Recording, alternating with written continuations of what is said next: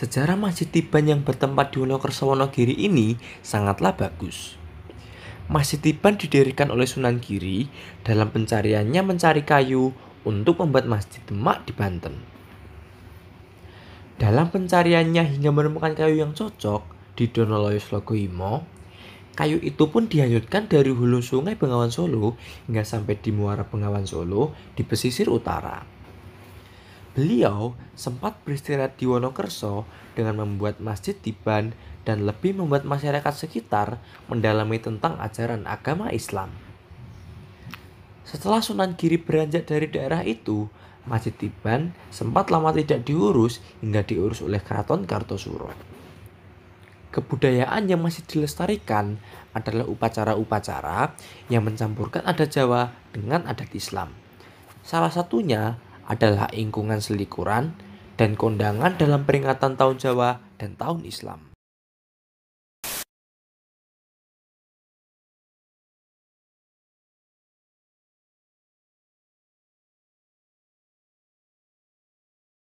Legenda Rowo Batuwarno dan kebudayaan yang menyertainya.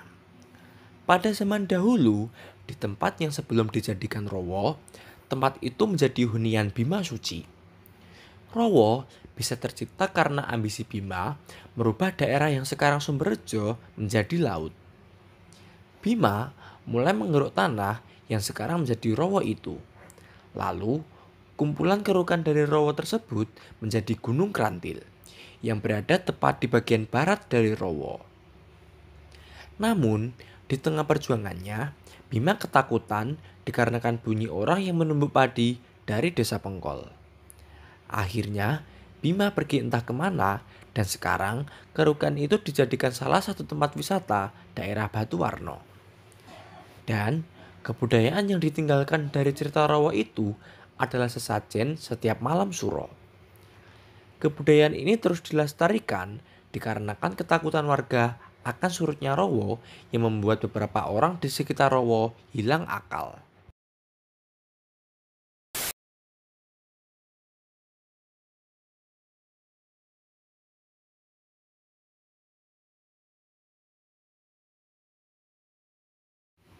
Upacara labuhan di Kayangan Desa Dilepeh. Labuhan merupakan upacara adat yang secara rutin dilakukan oleh Keraton Yogyakarta. Upacara ini dilakukan di tempat-tempat tertentu yang dikenal sebagai petilasan atau tempat-tempat yang memiliki arti khusus bagi keraton hingga perlu dirawat. Konon, Kayangan merupakan tempat pertapaan Danang Sutawijaya yang kelak dikenal sebagai Panembahan Senopati ketika ia hendak membuka hutan Mentao. Hutan Mentao adalah hadiah yang dijanjikan Sultan Hadiwijaya, penguasa kerajaan Pajang, kepada siapa saja yang berhasil membunuh Arya Penangsang.